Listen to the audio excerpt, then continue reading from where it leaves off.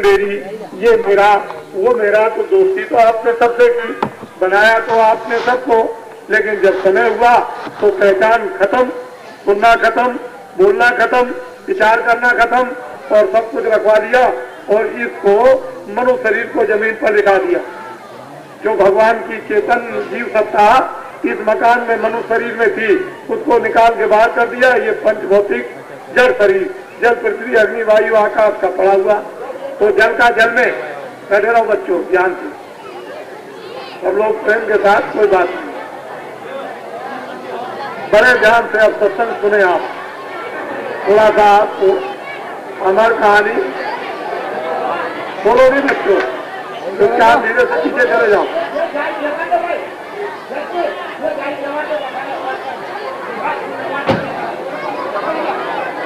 बीच में बोलोगे तो समझ में नहीं आएगा। हाँ, आप लोग चुप रहो, बोलो जय गुरुदेव। तो बोलो नहीं, अपनी अपनी आवाज को बंद रखो। देखो अच्छी चीज निकल जाएगी, फिर तुमको मिलेगी नहीं। बाबा जी जितना समय लेके आए उतना दे देंगे, फिर चुप हो जाएंगे। तो ये जीवात्मा जब से परमात्मा के यहाँ से आई, अभी तक आपने इसको वहां नहीं पहुंचा पाया। ये कर्म के और काल के चक्कर में और माया के चक्कर में बहुत दिन हो गए इसको भटकते, रोते और चिल्लाते और चीखते, लेकिन जीवात्मा का कोई भी रक्षक नहीं। तो जरा ध्यान से सुनो कि यहाँ पर किस तरह से तुम्हारी बर्बादी हुई।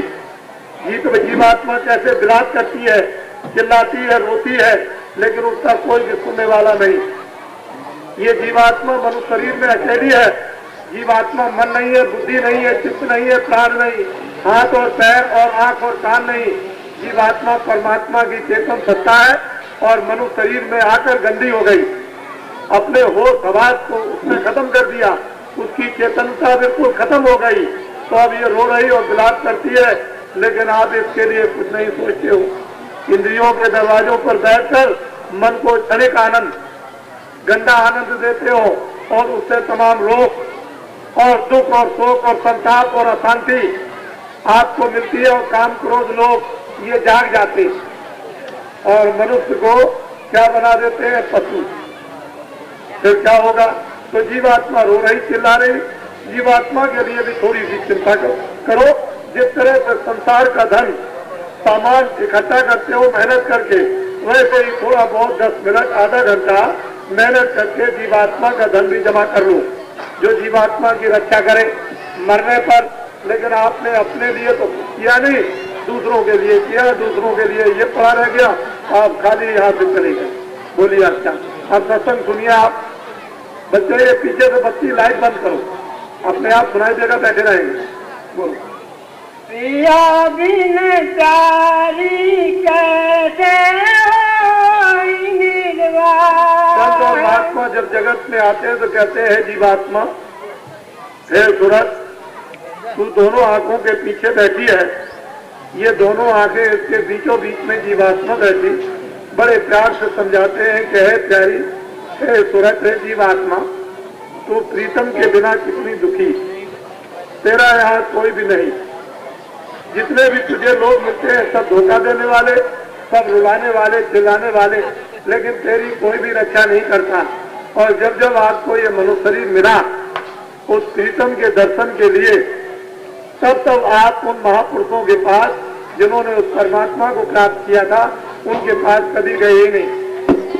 इसी संसार के मायावी प्रपंच में आप फंसे रहे और सारे अपने अमूल्य समय को आपने यहाँ खत्म कर दिया। तो ये बिन प्यारी, हे सूरज, हे जीवात्मा, तेरा इससे मृत्युलोक में कैसे निर्वाह होगा? यानी तू कैसे यहाँ रहेगी?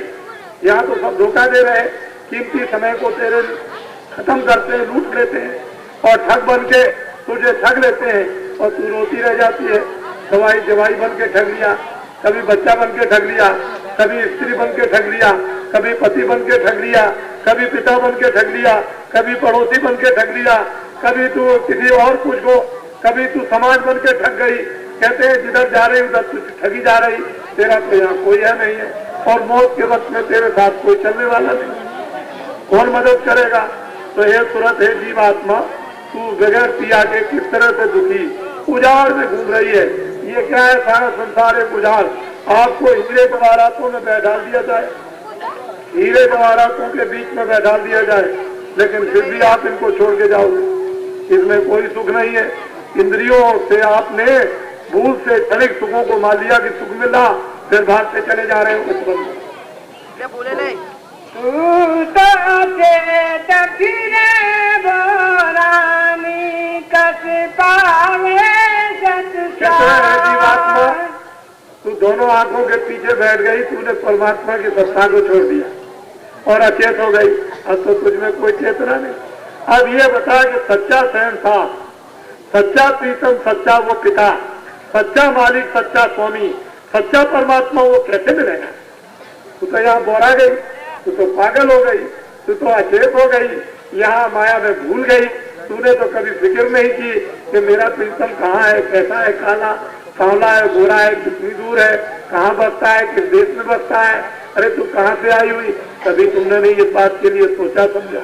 तो बहुत प्यार से जीवात्माओं को, जो मनुष्य शरीर में दोनों आंखों के पीछे जीवात्माएं बैठी है और ऊपर से परमात्मा की सत्ता से इसका संबंध जीवात्माओं का टूट गया, और आपने ये बुरे कर्मों के बोझे जो दिन और रात आपने आंख के द्वारा, कान के द्वारा, जिह्वा के द्वारा, आपने मन के द्वारा, बुद्धि के द्वारा, ये सब जो दरवाजे उनसे आपके अंदर गंदगी को जमा कर लिया, तो जीवात्मा तो बेचारी गंदी हो गई। इसके पास तो कोई साधन है नहीं, इसके पास कोई उपाय नहीं है, इसको कोई सहारा नहीं मिलता है कि कोई इसको जगा दे। जब जब जगत में संत महात्मा आते हैं, कभी आप उनके पास जाते नहीं हो कि आपको कुछ दे दे, आपकी सफाई कर दे, जीवात्मा को जगा दे, उसको बल दे दे, उसको सहारा दे दे, उसको ज्ञान दे दे, उसको धो डाले, परमात्मा के नाम के साथ जीवात्माओं को जोड़ दे, तो इनको प्रीतम मिल जाए।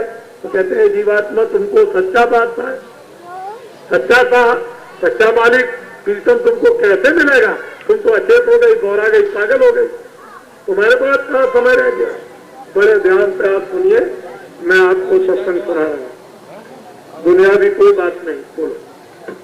जगत गाड़ी में तू क्यों गुनती पावे नित दिन दार। कहते हैं जीवात्मा है तुरंत, ये जगत क्या है? भाड़ है, जिसमें चने भुने जाते हैं वो भाड़ है। अरे एक किसी बर्तन में आप बालू में, गर्म बालू में चने डाल दो, तो थोड़ी देर के बाद में फट फट फट फट फूट जाएंगे। कहते हैं जीवात्माओं, ये जगत क्या है? जो आंखों से देखते हो, कानों से सुनते हो, ये सब कुछ दिखाई दे रहा है, ये जगत भाड़। तुम ऐसे ही भूल जाओगे और फिर तुम्हारे कोई काम आने वाला नहीं। ये है मायावी जाल। जीवात्मा कितने दिनों से फंस गई, किस शरीर से निकाली तो कुत्ते में, कुत्ते से निकाली बिल्ली में, बिल्ली से निकाली सांप में, सांप से निकाली बिच्छू में, बिच्छू से निकाली गाय भैंस में, फिर ऊंट में, फिर गधे में, अनेक छोटे छोटे जीव जंतुओं में अपने अपने कर्मानुसार इनको बराबर जन्म और मरण और जन्म और मरण और 84 भोगना। कौन आपकी रक्षा करे? कौन संभाल आपकी करे? आप तो वो चलते फिरते तीरथ राज, वो महापुरुष जिन्होंने अपनी आत्मा को जगाकर प्रभु को पा लिया, ऐसे गंगा तीरथ कोई तो आपको मिले नहीं जो जीवात्मा को धो डालते, मन को भी धो देते, बुद्धि को भी धो देते, अंतःकरण को भी धो देते, निर्मल आपको कर देते, पवित्र कर देते। निर्मल जन को मोह पावे, मोह छिद्र कपट नहीं भावे। तो बता ये जगत भाड़ है, तू यहाँ भूल जाएगी, कौन तेरा होगा? कोई तेरा साथी नहीं होगा। बोलो। छोड़ उपाधि करो सत्संगत ले सतगुरु से जीवात्मा, ये मनुष्य शरीर दोबारा नहीं मिलेगा। इसी के अंदर तू सोच ले, समझ ले, तू क्या कर, उपाधि को छोड़ और उन महापुरुषों के पास जा जो महापुरुष उस परमात्मा को प्राप्त कर लेते हैं। थोड़ा सा अपना समय संगत में दे दे, उनके समीप पहुंच करके दो शब्द अपने कल्याण के लिए, अपनी भलाई के लिए, प्रभु के पास जाने के लिए सुन, तो ये जगत भी समझ में आ जाएगा। बहुत प्यारी के साथ जब ये जगत बुद्धि के द्वारा समझ में आएगा कि संसार क्या है, संसार की वस्तुएं कैसे हमको काम में लेना है, तो एक शहद का कटोरा भरा रखा हुआ है, जो समझदार मक्खी है वो धीरे से आई और कटोरे के पास में बैठ गई और धीरे से उसने शहद को खा लिया और जब उसकी इच्छा हुई तो उड़ गई। एक फंसी हुई मक्खी जगत में इस जाल में वो उधर से आई और आकर के उस कटोरे में सीधी गिर गई और बस क्या हुआ कि उसका मुंह भी डूब गया, उसके पैर भी उसमें और उसके पर भी उसमें डूब गए और बेचारी धीरे धीरे निकल भी नहीं पाई, उसकी मर गई। तो ऐसे मक्खी बनो कि बैठ के किनारे बैठ करके पेट भर के खा लो, लेकिन ये उसमें मरो मत और जब चाहो तब उठ के चले जाओ। संतों और महात्माओं के पास पहुंचकर जगत की हर चीजों को देख लो, हर चीजों को सुन लो, कपड़े पहन लो, खाना खा लो, जो कुछ भी हो हीरे जवाहरात उसको भी पहन लो, लेकिन ये हमेशा ध्यान में रखो कि कपड़ों को भी छोड़ना, खाने को भी छोड़ना, हीरे जवाहरात को भी छोड़ना। ये किराए के मकान ने मनुष्य शरीर ने जो चीजें इकट्ठा की है यही जब चला जाएगा, ये भी अपना नहीं है। तो इस्तेमाल कर लो ध्यान से, बुद्धि विवेक से, अच्छी तरह से। कोई चीज आपको छोड़नी नहीं है, सब चीजों को देख करके काम में शरीर की रक्षा के लिए ले आओ और शरीर में जीवात्मा जो रहती है उसको भी जगा लो। 22 घंटे काम में समय दो और 2 घंटे जीवात्मा के जगाने में। तो कहते हैं कि संसार की उपाधि छोड़कर उन महापुरुषों के पास, उन शक्तियों के पास में जाओ जो आधा घंटा, 15 मिनट, 20 मिनट को सत्संग सुन लो और वो सत्संग में गोपनीय भगवान का मनुष्य रूपी मकान में भेज दे देंगे। अपने घर में बैठ करके 10 मिनट, 15 मिनट तुम जरा जीवात्मा को जगा लेना, जाग जाएगी तो दिव्य नेत्र ज्ञान चक्षु और दिव्य नेत्र खुल जाएगा। तो ज्ञान नेत्र चक्षु से क्या होता है, वो दिव्य लोक, स्वर्ग और वैकुंठ, देवी और देवता, ब्रह्मा और विष्णु महादेव, वो परमात्मा उसका साक्षात्कार उन लोगों का होता है जिसको मीरा ने किया, कबीर ने किया, तुलसीदास जी ने रामायण में लिखा, व्यास जी ने भागवत में लिखा, कृष्ण भगवान ने गीता में लिख दिया, लेकिन आपको तो उसका भी ज्ञान नहीं। एक जगह झाड़ में फंस गए और फिर ये उपाधि लग गई। इसको छोड़ करके 2 मिनट के लिए भी संतों और महात्माओं के पास 2 वचन सुनने के लिए भी नहीं गए कि 2 बातें उनकी सुनते तो कहते क्या है, ये सौभाग्य लोगों को प्राप्त हुआ नहीं। इस जगह पर फंसे पड़े हुए हो, वैसे ही अज्ञान में चले जाओगे रोते हुए, कोई आपकी रक्षा नहीं करेगा। बोलो। इंद्री भोग विचारो मन से छोड़ो सबकी क्या है भोग, ये इंद्री क्या है रोग। जब भोग भोगोगे तो रोग हो जाएगा, बीमारी जब भोग आएगी, भोग भोगने से तो फिर आप चाहे जितनी दवा खाओ, शरीर से रोगी, मन से रोगी, चित्त से रोगी और बुद्धि से रोगी, आए घर में मैं बच्चों के, अपने परिवार के करोगे, लेकिन फिर कोई भी दवा काम नहीं करेगी। तो कहते हैं कि ये भोग क्या है, रोग। इनको जरा मन से कम करो। जरूरत के लिए तो तुम भोग भोगो, कोई मना नहीं करता है, लेकिन ये मत समझो कि ये भोगी सब कुछ है, इन्हीं में आनंद मिलता है। ये आनंद नहीं है भोग, ये सब रोग है, ये बीमारी है। जितना ही देखने के लिए, भोगने के लिए दौड़ोगे उतना ही बीमार होते चले जाओगे और सारा जगत बीमार हो गया।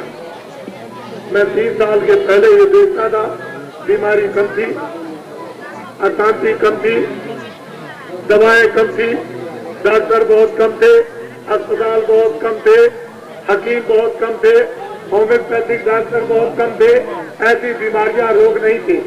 लेकिन अब तो घर घर में, हर घर में बीमारी, कोई घर बाकी नहीं बचा हुआ। कहीं बच्चा बीमारी, कहीं पति, कहीं पत्नी बीमार। क्यों है बीमार?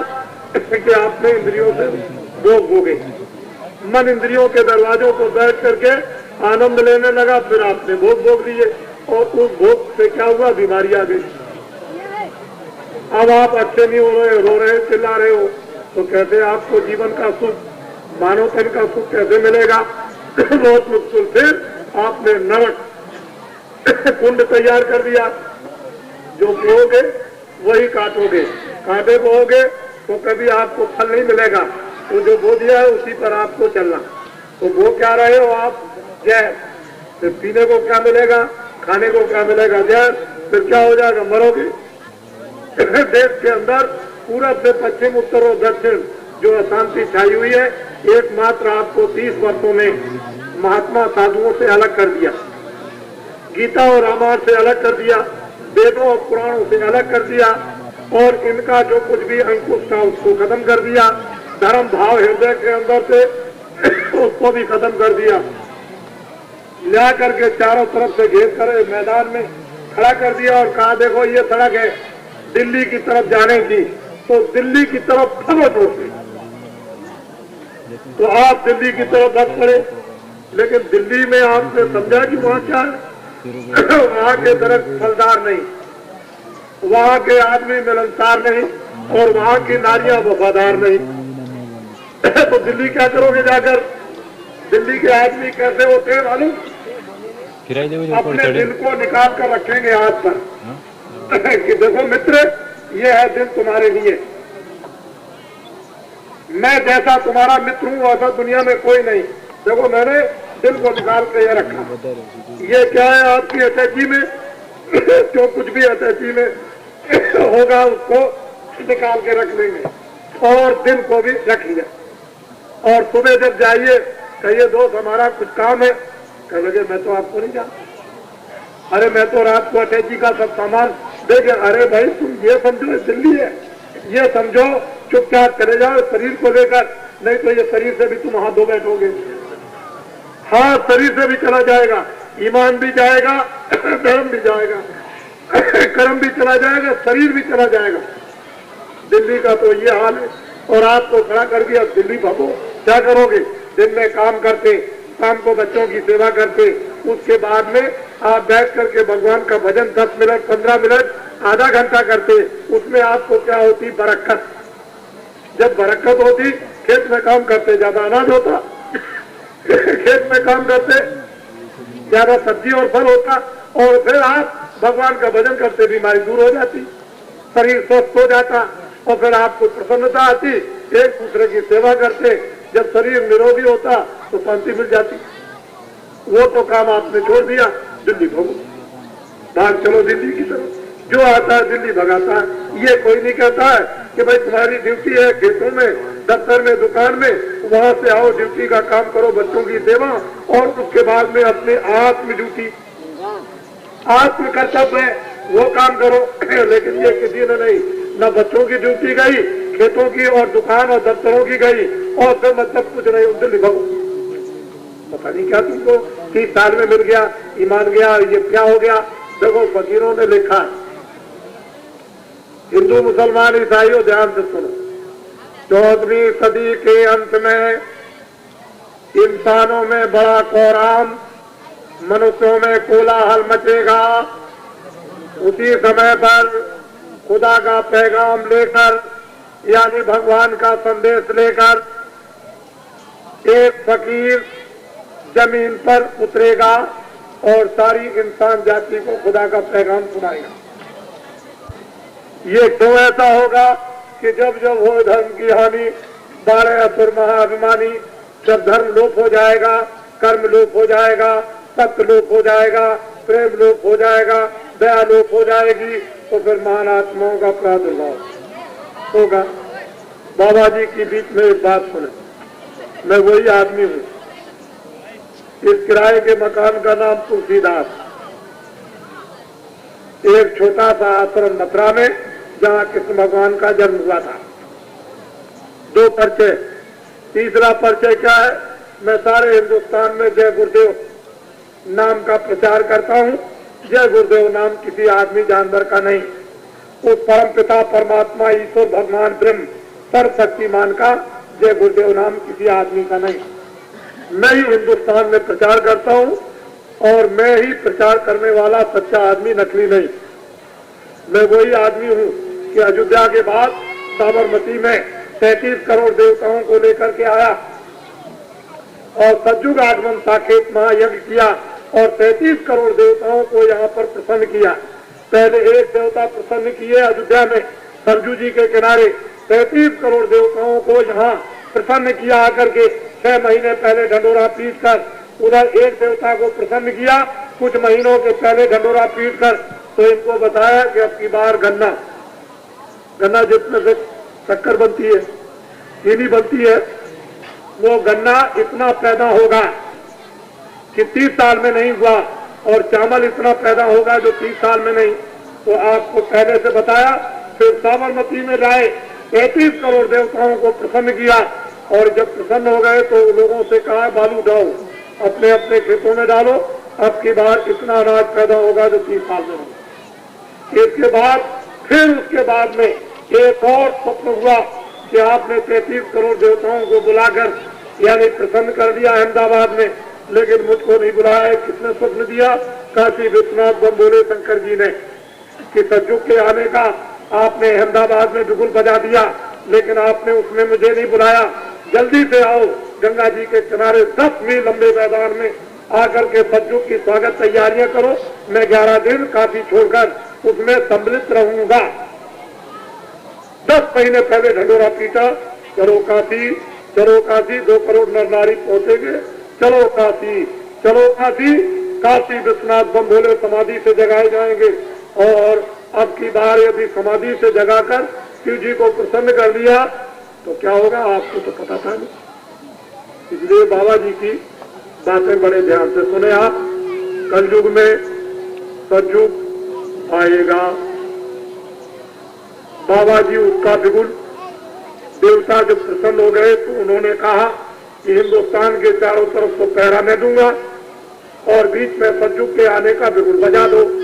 जंगल और पहाड़ों में जाकर आदमी के कानों कानों तक पहुंचा दो नर नारियों को कलयुग में सतयुग आएगा, और इनको अच्छाई बुराई बता दो कि ये अच्छाई और ये बुराई, और बुराई को छोड़ दो, अच्छाई के रास्ते पर चलो। और जब बुराई न छोड़े तो मुझको बता दो, मैं एक कोटा और एक डंडा हाथ में लेकर और जोर से मारूं तो कई करोड़ आदमी जमीन पर गिर जाए, बस 1 मिनट में अकल आ जाए। समझ रहे? बात समझ में हजार सत्संग अभी बीच में सुनाता हूँ, फिर अभी सुनाता हूँ। चेतन रूप विचारो अपना, फिर लगो सब घटिया। चेतन जीवात्मा भगवान की चेतन अंत कला सत्ता है, और मत बेहोश हो गई, अपने होश को गुम कर दिया। तो महात्माओं के पास में जाओ, वहाँ सत्संग सुनो, और उनसे गोपनीय भेद जो गोपताओं ने कृष्ण से लिया था, वही गोपनीय भेद मनुष्य रूपी मंदिर में उसको ले लो, और जीवात्मा को धीरे से दरवाजे पर बैठकर मारो रगड़ा जोर के साथ में, तो ये जो बचित के बाद लोहे से भी ज्यादा मजबूत है वो खुल जाए। और जब वो खुल जाए तो दिव्य नेत्र ज्ञान चक्षु शिव नेत्र तीसरा नेत्र जब उभर जाए, जब प्रकट हो जाए, तो सीधे यहाँ पे वैकुंठ में और सीधे यहाँ से स्वर्ग में जाओ, और वहां जाकर के घंटे और 2 घंटे रहो, फिर लौट कर आओ। दिन में काम, शाम को बच्चों की सेवा, जब कोई काम ना हो तो फिर बैठ जाओ, फिर निकल जाओ स्वर्ग और वैकुंठ में। ब्रह्मा विष्णु महादेव उनका दर्शन, उसके बाद देवी देवताओं का दर्शन, और वहाँ का आनंद लेकर नारद की तरह से फिर चले आओ, और फिर दिन में काम, बच्चों की सेवा, और उसके बाद फिर निकल जाओ। बात समझते हो कि नहीं? चेतन रूप विचारो अपना। अरे तुम अपने घट में, मनुष्य रूपी मंदिर में तुम अपनी जीवात्मा का चेतन स्वरूप यानी कब पहचानो? जब मणि का साक्षात्कार दर्शन करो। वो राम नाम रूपी मणि जब उसका दर्शन होगा तो अपना रूप उस मणि में दिखाई देगा कि मेरा कितना चेतन और कितना सुंदर रूप है। इतनी कोई भी वस्तु मुझसे सुंदर नहीं है। ये जीवात्मा का अपना रूप। अपने आप को पहचान लोगे, भगवान को पहचान लोगे। अपने आप को जान लोगे तो खुदा को जान लिया। खुद को नहीं जाना तो खुदा कैसे मिलेगा?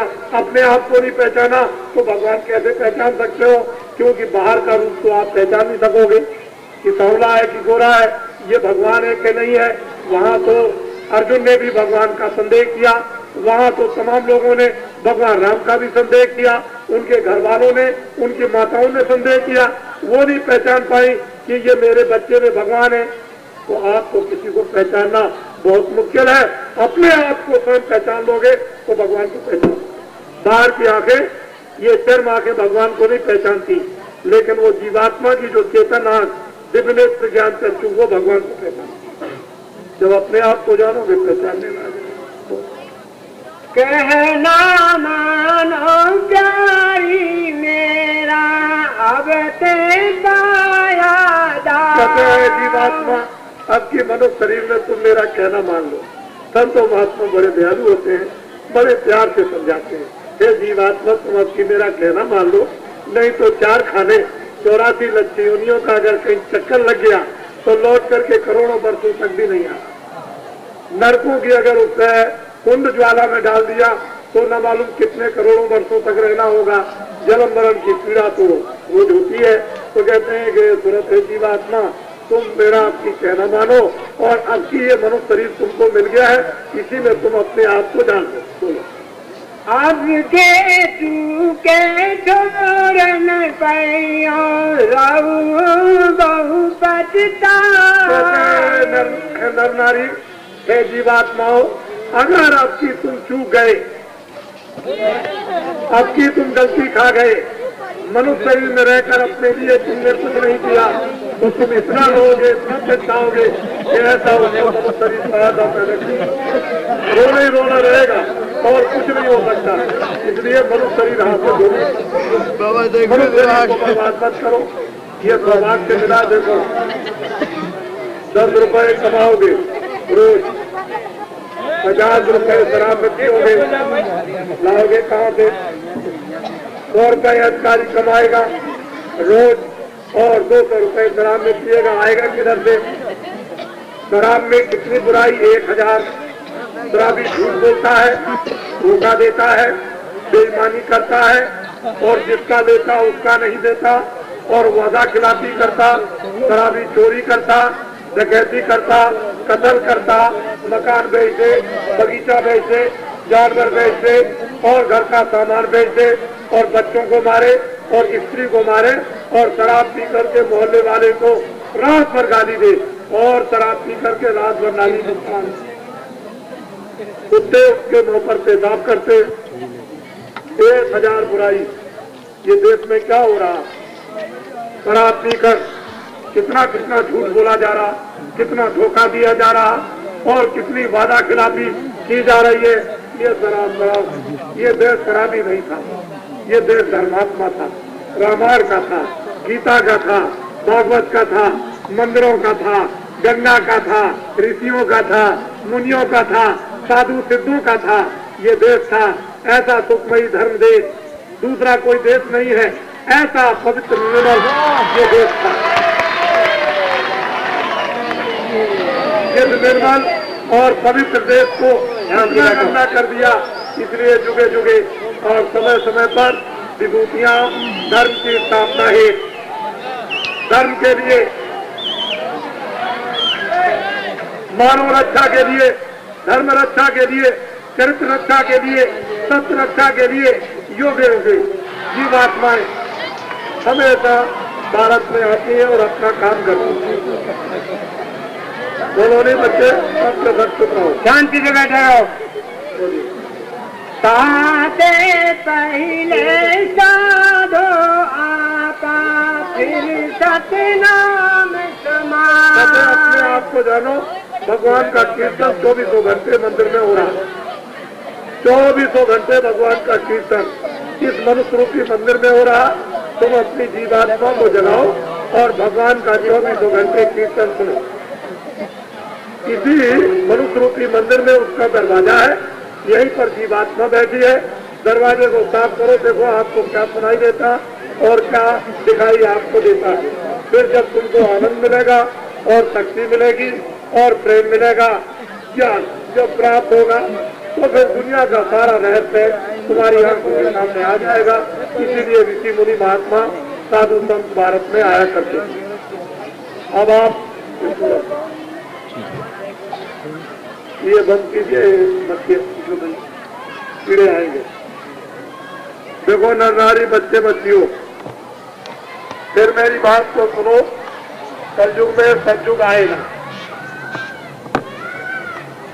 मेरी बात को ध्यान से आप सुने। अभी आया नहीं,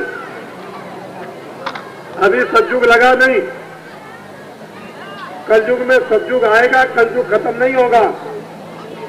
बड़े ध्यान से सुनो, कलयुग खत्म नहीं होगा, कलयुग में सतयुग लग जाएगा। अभी लगा नहीं और बहुत हजार वर्षों तक के लिए लग जाएगा।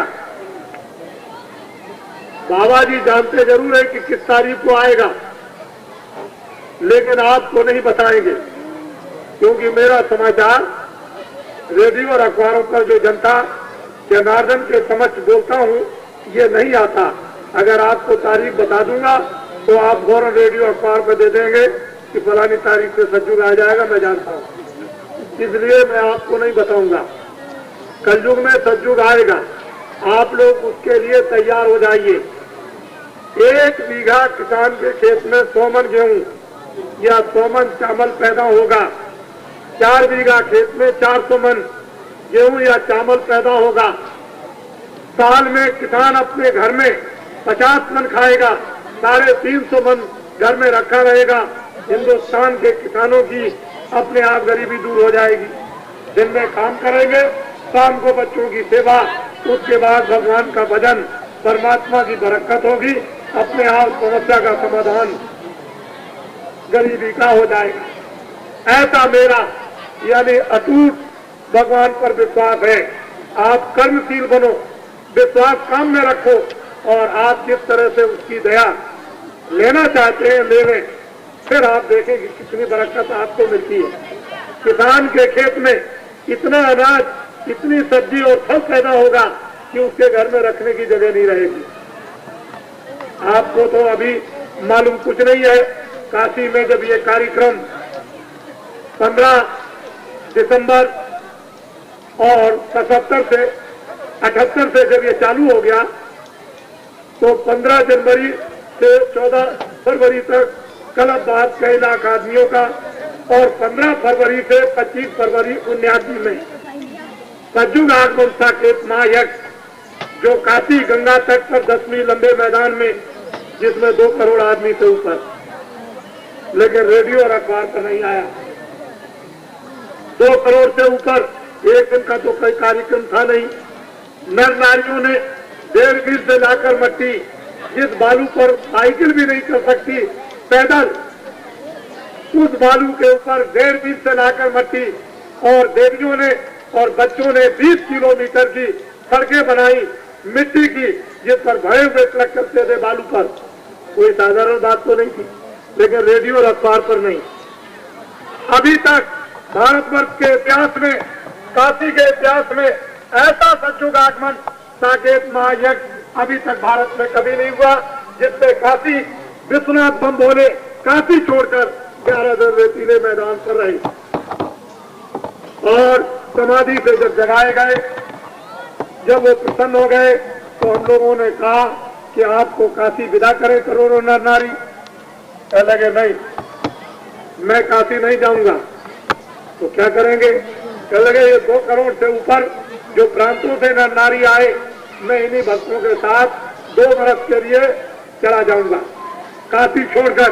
तो काशी विश्वनाथ बम भोले शंकर जी काशी छोड़कर 2 बरस के लिए 25 फरवरी की रात्रि को 12 बजे रवाना हो गए और चले गए।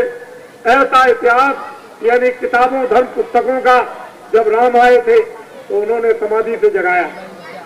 जब जाग गए तो जंगल को रवाना हो गए काशी विश्वनाथ बम भोले।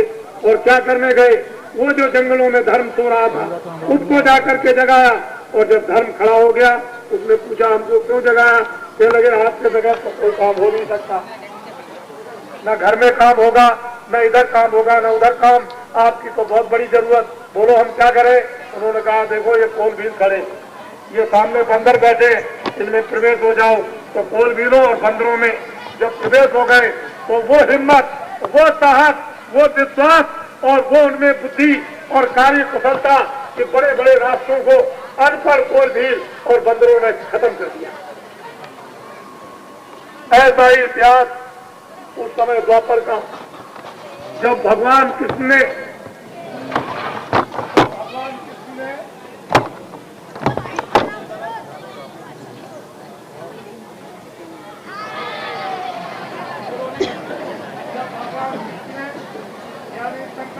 समाधि से जगाया, वो जंगल को चले गए। और जब जंगल में धर्म को जगाया उसने पूछा बोलो क्यों हमको जगाया, हम तो सो रहे थे कि आपकी बहुत बड़ी है, बोलो क्या करें। कह लगे ग्वाल बालों में प्रवेश हो जाओ। जब ग्वाल बालों में वो धर्म प्रवेश हो गया तो 18 दिन के महायुद्ध में सारे विश्व के विज्ञान को 18 दिन में खत्म किया और 56 करोड़ यशवंशियों को चटनी की तरह से बाहर कर दिया। आपको तो अभी पता नहीं है, जब वो प्रसन्न हो गए 25 की रात को तो उन्होंने कहा कि 2 करोड़ नर नारियों से ऊपर इनसे कहो कि ये बालू को उठाओ और बालू उठाकर अपने अपने फौरन जाओ प्रांतों में और खेतों में डाल दो। इस खेत की डाली हुई बालू का असर यानी 100 मील तक जाएगा और अब की बार इतना अनाज पैदा होगा जो अभी तक भारत में कभी नहीं हुआ। ये ऐसे नहीं कि ऐसे ही हो गया हो। 30 साल तक आप चीनी के लिए राशन की दुकान पर अमेरिका का मरा हुआ और बिल्कुल एकदम से चपटा जिसमें आटा पिसाने पर नहीं निकलता था राशन की दुकान पर, उसको आप भुना हुआ लेते थे और फिर रोते थे कि ये क्या हो गया, लेन लगाकर और मिलता नहीं था और फिर पेट खराब। 30 साल तक आपने राशन की दुकान पर आपके बच्चों ने लेन लगाई। क्या आपको ये चमत्कार हुआ कि 1.5 वर्ष के अंदर इतना अनाज, इतनी चीनी, इतना चावल?